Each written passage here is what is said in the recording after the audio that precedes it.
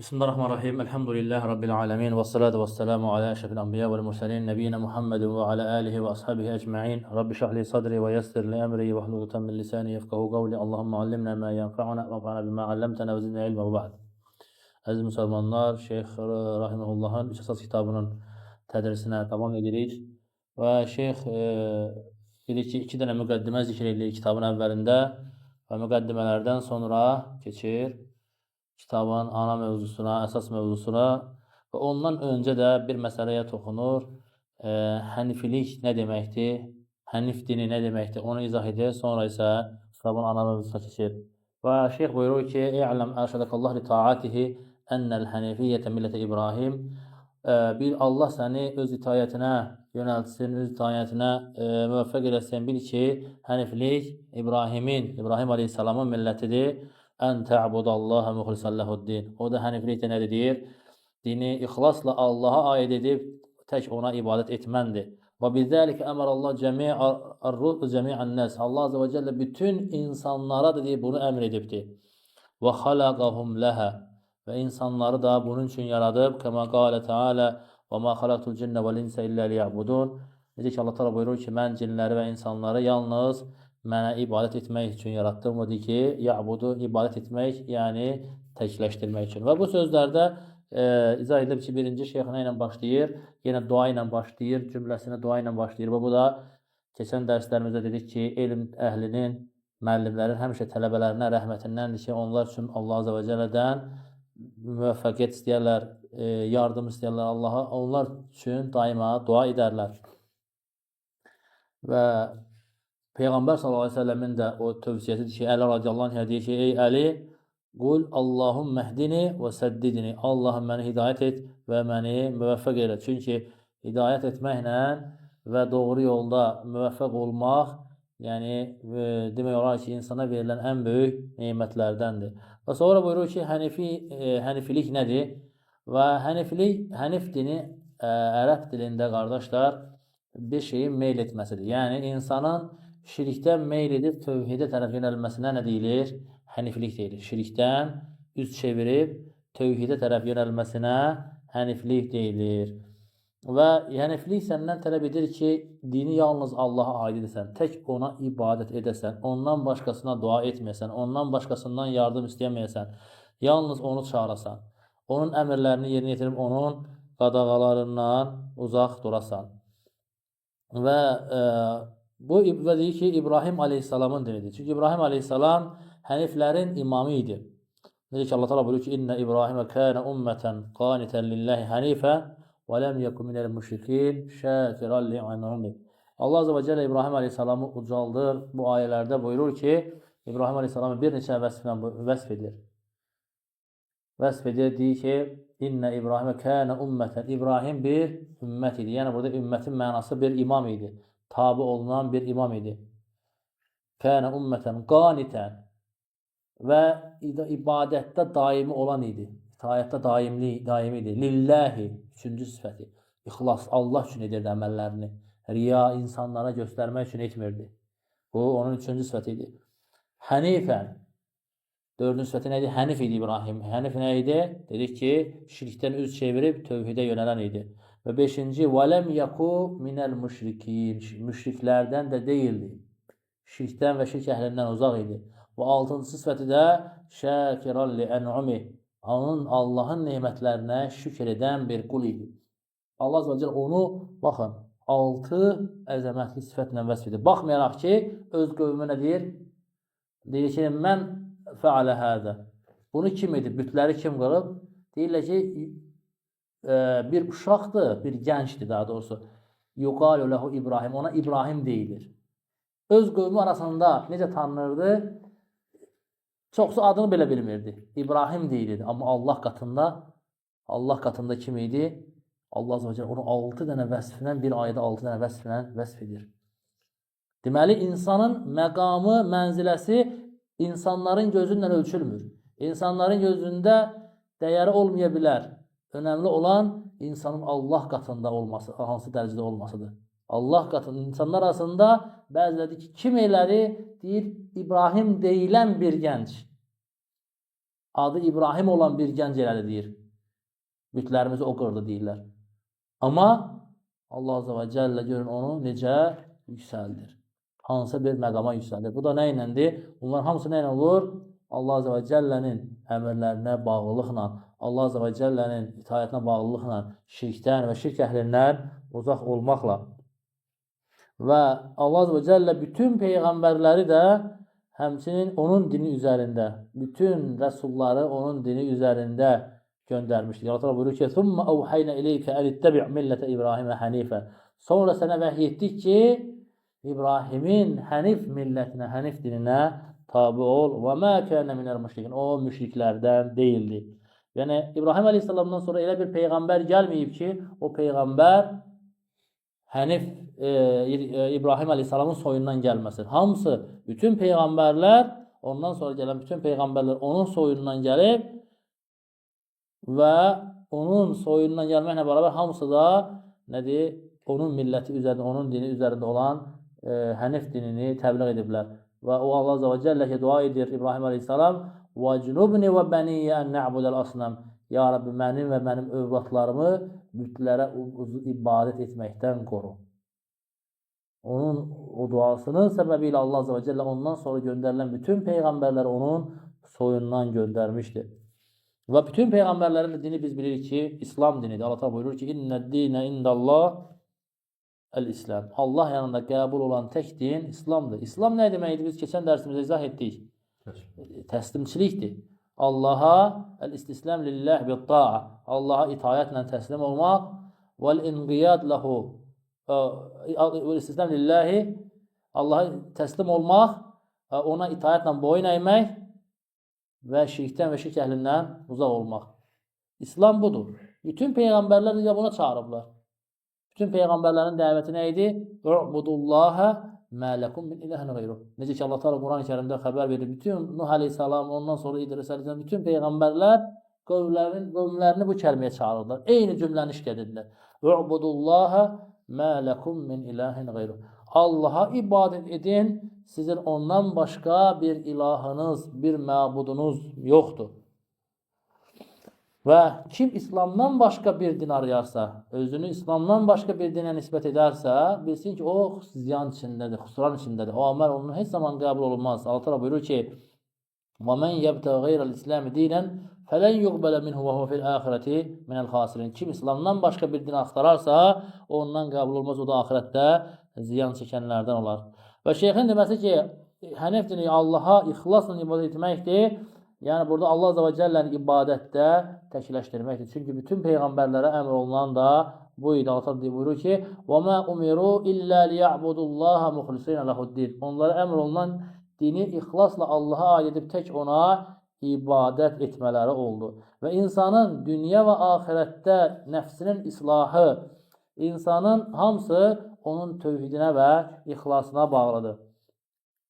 Və Allah Azze ve Celle bütün insanlara bunun üçün yaradır. Necə ki Allah buyurur ki, mən cinləri və insanları yalnız mənə ibadət etmək üçün, yəni məni ibadətdə təkləşdirmək üçün yaratdım. Yəni mücərrəd yaratmayıb ki, gələsən bu dünyaya, həm Allaha ibadət edəsən, həm də istədiyimə ibadət edəsən. Xeyr, belə bir şey yoxdur.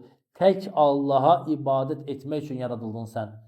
Və yaxud yaradılmadın ki, sən gələsən dünya nemətlərini istədiyin kimi yaşayasan, istədiyin həyatı sürəsən. Xeyr, bunun üçün də gəlmədin bu dünyaya. Yəni o zaman insanı başqa məxluqlardan, heyvanlardan seçən bir fərq var. O da insanın mükəlləf olmasıdır. İnsan mükəlləfdir. Adəm övladı mükəlləfdir, ibadətlə mükəlləfdir. Allah Azze ve Celle əmanəti ərz edəndə bu əmanəti insan götürür. Necə ki buyurur ki: "İnne aradna'l emanete alas-semavati vel-ardi vel-cibali fe-ebeyne en yahmilnaha ve eşfaqna minha ve hamalaha'l insan innehu kana zaluman cehula." Allah Teala buyurur ki, biz əmanəti göylərə, yerlərə, dağlara ərz etdik. Onlar üz döndərdilər, daşımaqdan qorxdular. Bunu insanoğlu daşıdı. İnsanoğlu boynuna götürdü. İnsanoğlu əgər bunu boynuna götürdüsə, bunu yerinə yetirməklə mükəlləfdir. O ibadət əmanətini Allah Azze ve Celle o ağılı, o şərəfi yalnız Adəm övladına verib. Və bütün məxluqat, o yeyib, içib, dünyada şəhvani ehtiyaclar üçün yaşayan məxluqları da Adəm övladının ixtiyarına buraxıb. Onun istifadəsinə verib. Bütün yeryüzünün hakimi edib onlar. Yeryüzünün insanları yeryüzünün xəlifəsi edib. Qarşılığında səndən nə istəyir? Deyir, mənə ibadət et, mənə ibadətdir. Heç kəsi şərik qoşma. Və şeyx buyurur ki, gətirir ki, Şeyxülislam İbn Teymiyədən gətirir ki, kim dünyanın halını düşünərsə, yeryüzünün halını düşünərsə və bilər ki, yeryüzündə olan hər bir islah, hər bir qurtuluş hamısının səbəbi Allahın tövhidi və onun ibadəti və Peyğəmbər sallallahu aleyhi və səlləmin itayətinin səbəbi ilə baş verir. Və yeryüzündə baş verən hər bir şər, hər bir fitnə, hər bəla, hər quraqlıq, aclıq, düşmənlərin müsallat olması, düşmənlərin yəni üzərimizə gəlməsinin hamısının səbəbi nədir deyir? Peyğəmbər sallallahu aleyhi ve sellemə müxaliflikdir. Onun və Allah azə və cəllədən başqasına dua etməkdir. Və kimdir bunu doğru düşünərsə, görər ki, iş bu zikr olunan kimidir. Həm özündə, həm də başqalarında ki, vurur Şeyxülislam İbn Teymiyyə Fətavada 15-ci cild 25-ci səhifədə zikr etmişdir. Və bundan sonra Şeyx Rahimullah buyurur ki, "A'zam ma əmrəllah bihi ət-təvhid." Allahın ən əzəmətli əmr etdiyi şey tövhiddir. Yəni Allah azə və cəllə bütün peyğəmbərlərinə tövhidi əmr etmişdir. Allah azə və cəlləni yəni ibadətdə təkləşdirməyi əmr etmişdir. Və o, Allahın qullarına fərz etdiyi ən böyük fərzdir, ən əzəmətli fərzdir. Bütün peyğəmbərləri onun üçün göndərib. İnsan yaradılışının səbəbi dedik ki, tövhiddir. وَمَا خَلَقْتُ الْجِنَّ وَالْاِنْسَ إِلَّا لِيَعْبُدُونَ Mən cinləri və insanları yalnız mənə ibadət etmək üçün yaratdım. Peyğəmbərləri Allah azə və cəllə tövhid üçün göndərib. وَلَقَدْ بَعَثْنَا فِي كُلِّ أُمَّةٍ رَسُولًا أَنْ يَعْبُدُوا اللّٰهَ وَاجْتَنِبُوا الطَّاغُوتَ Biz hər bir ümmətə, hər bir millətə bir peyğəmbər göndərdik ki, Allaha ibadət edin, Allahdan başqa ibadət olunanlardan uzaq durun. Və buyurur ki, bütün kitablar tövhid üçün, Allahın təkliyi üçün nazil olub. Və günahlar tövhidlə silinir. Və insan cənnəti tövhidlə qazanır. İnsanın cəhənnəmdən qurtuluşu tövhidlədir. Kim bu tövhidə əməl etməzsə, onun heç bir əməli qəbul olmaz. Necə ki, Allah təala buyurur ki, وَقَدِمْنَا إِلَى مَا عَمِلُوا مِنْ عَمَلٍ فَجَعَلْنَاهُ هَبَاءً مَنْثُورًا Qiyamət günü biz onların əməllərinin önünə keçdik və onu sovrulmuş külə çevirdik. Əməllər sovrulmuş külə çevrilir. Niyə görə? Çünki tövhidlə olmur. Allah üçün olmur. Və tövhidin əhəmiyyətindəndir ki, Qur'an-ı Kərim demək olar ki, hamısı başdan ayağa tövhid kitabıdır. Necə ki, İbn Qeym Rahiməhullah bu barədə buyurur ki, Qur'an-ı Kərimin hər ayəsini tədəbbür edən görər ki, Qur'an bütünlüklə tövhidi əhatə edir. Belə ki, Qur'an deyir, ya Allah barədə, onun ad və sifətləri barədə xəbərlərdən ibarətdir. Düzdürmü? Məsələn, ayələr var ki, Allahın adları haqqındadır, Allahın sifətləri haqqındadır, Allah azə və cəllərin haqqındadır. Bunlar nədir? Allah barədə xəbərlərdir. Bu, elmi tövhid deyirlər buna. Rububiyyətlə ad və sifətlər tövhididir. Yaxud, deyir, immə dəvətun ilə ibadətihi vaxtəhu lə şərikələ. Yaxud da, bax, bəzi ayələr var Quranda, nəyə çağırır səni? Allaha ibadətə çağırır. Ona şərik qoşmamağa çağırır. Bu da uluhiyyət tövhididir. Yaxud deyir, və immə əmrun və nəhyun və ilzamun bi taatihi fi nəhyihi və əmrihi fəhiyyə hüququt tövhid və mükəmmilətihi. Yaxud da baxırsan ki, Quranın bəzi ayələri əmrlərdir. Bunu edin, bunu etməyin. Əmrlər və qadağalardır. Əmrlərə və qadağalara uymağı sənə buyurur, tövsiyə edir. Nədir? Bu da deyir, tövhidin haqlarıdır. Tövhidin haqları. Yenə tövhidə bağlandı. Tövhidin haqlarıdır. Yaxud da deyir, Allah azə və cəllə bizə xəbər verir ki, tövhid əhlinə hansı nemətləri bəxş edib. Məsələn, cənnətə, Allah azə və cəllə cənnət əhlinin sifətlərindən xəbər verir, cənnətdə hansı nemətlər var. Tövhid əhlinə nəyi bəxş edir? Onu xəbər verir. Yaxud tövhidi tərk edənlərə hansı cəzanı verib? Dünyada, məsələn, bəzi qövmləri necə həlak edib və axirətdə də hansı əzab göndərir, göndərici gözləyir onları, onu xəbər verir. Yenə də məsələ hara bağlanır, qardaşlar? Tövhidə bağlanır. Və beləliklə deyir, Qur'an deyir, kulluhu fit-təvhid və hüquqihi və cəzaihi. Və deyir, Qur'an deyir, bütünlüklə tövhid barədə, tövhidin haqları, onun mükafatı və cəzası barədədir. Və bütünlüklə Qur'anın hamısı nədir? Tövhiddir. Yəni, ən əzəmətli kitab, tövhiddə yazılmış, ən əzəmətli tövhid kitabı Qur'an-ı Kərimdir. Bir insana tövhidi başa salmaq istəyirsənsə, Qur'anı ona anlat, o inşallah tövhidi dərk edəcəkdir. Və şeyh buyurur ki, huvə ifradullah bil ibadə. O, Allah Azə və Cəlləni tövhid nədir? Allahı ibadətdə təkləşdirmək. Əslində, şeyxin bu dediyi tərif tövhidin deyil, uluhiyyət tövhidinin tərifidir. Uluhiyyət tövhidi Allahı ibadətdə təkləşdirməkdir. Amma tövhidin ümumi tərifi isə Allah Azə və Cəlləni Allaha aid olan məsələlərdə, Allahın rububiyyətində, uluhiyyətində və ad və sifətlərində onu təkləşdirməyə deyilir. Yəni, tövhidin hər üç qismini də mütləq zikr etmən lazımdır. Amma sən desən ki, tövhidin tərifi Allahı ibadətdə təkləşdirməkdir. Bu tövhidin deyil, bu uluhiyyət tövhidinin, yəni ibadət tövhidinin tərifidir əslində. Tövhidin bir qisminin tərifi olur. Və tövhid də biz dediyimiz kimi üç qismə bölünür. Rububiyyət tövhididir. Allahın Rəbb olması, yaratması, ruzi verməsi, öldürməsi, diriltməsi, hər şeyi idarə etməsi, bu kainatın sahibi olması. Bu nədir? Bu Allah Azə və Cəllənin Rəbliyini, rububiyyətinin isbatıdır. Yəni, düzdür, bu hər kəs qəbul edir. Hətta müşriklər, kafirlər belə bunu iqrar edirdilər. Tövhidin bu qismini müşriklər və kafirlər belə iqrar edirlər. Allah təala buyurur ki: "Və in sa'altahum man xalaqas semawati vel ard la yaqulunna Allah." Onlardan soruşsan ki, göyləri, yeri kim yaradıb? Onlar Allah deyəcəklər. Məhkəm müşrikləri belə bunu qəbul edirdilər. Bu rububiyyət tövhididir. Tövhidin ikinci qismi ad və sifətlər tövhididir. Yəni Allah Azə və Cəllə özünü Quran-ı Kərimdə necə adlandırıbsa və Peyğəmbər sallallahu əleyhi və səlləmin sünnəsində Allah Azə və Cəllə necə adlandırıbsa, o adlarla adlandırmaq. Həmçinin Allah Azə və Cəllə özünü Quran-ı Kərimdə necə vəsf edibsə və Peyğəmbər sallallahu aleyhi və səlləm də hədislərində Allah Azə və Cəllə necə vəsf edibsə, o şəkildə vəsf etmək, bunu edərkən də heç bir adı və sifəti inkar etməmək, onların təhrif edib mənasını dəyişdirməmək, keyfiyyətini soruşmamaq, bir də bənzətməmək, bir də mənasını da Allaha həvalə etməmək, mənasını qəbul etmək, keyfiyyətini yalnız Allaha həvalə etmək. Bu şərtlərlə biz bu Allah Azə və Cəllənin ad və sifətlərini qəbul edirik və bunlara iman gətiririk. Bu da Allah Azə və Cəllənin tövhidinin ikinci qismi ad və sifətlər tövhididir. Ad və sifətlər tövhidi Məkkə müşriklərindən bəziləri qəbul edirdilər, bəziləri deyir ki, və mən rəhmən. Onlar deyir ki, rəhman kimdir? Allah Azə və Cəllənin ad və sifətlərinin bəzilərini onlar qəbul etmirdilər.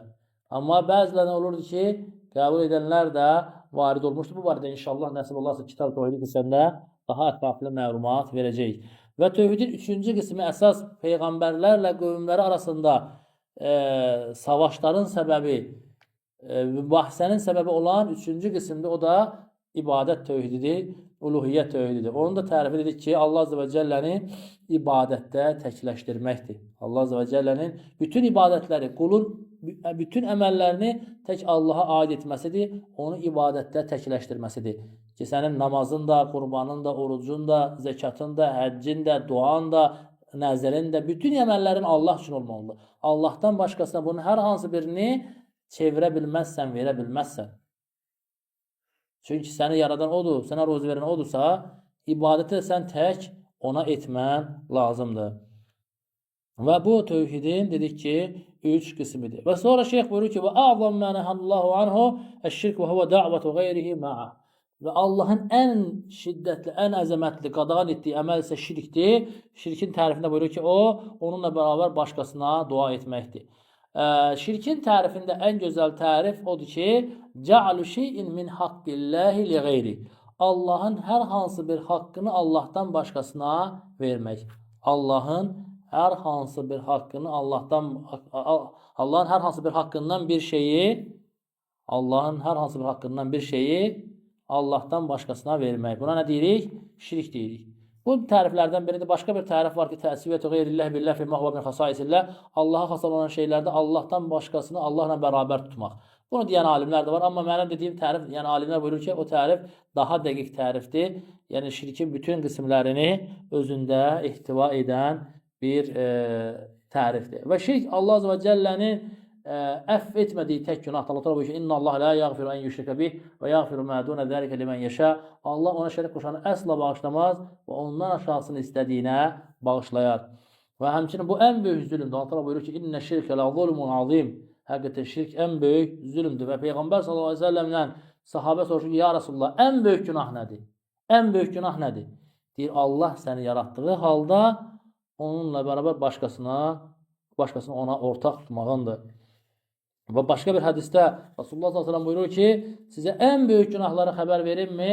Deyirlər, bəli ya Rasulullah. Peyğəmbər s.ə.v buyurur ki, Allaha şərik qoşmaq, ikinci də deyir ki, valideynin üzünə ağ olmaqdır. Və şirk elə bir əməldir ki, Allah Azze və Cəllənin haqqını tapdalamaqdır.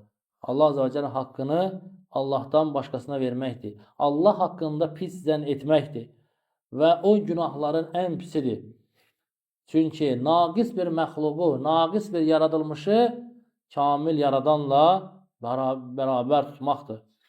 Və insan rububiyyət tövhidini iqrar etsə belə, amma ibadətində Allaha şərik qoşarsa, onun rububiyyət tövhidinin ona heç bir faydası yoxdur.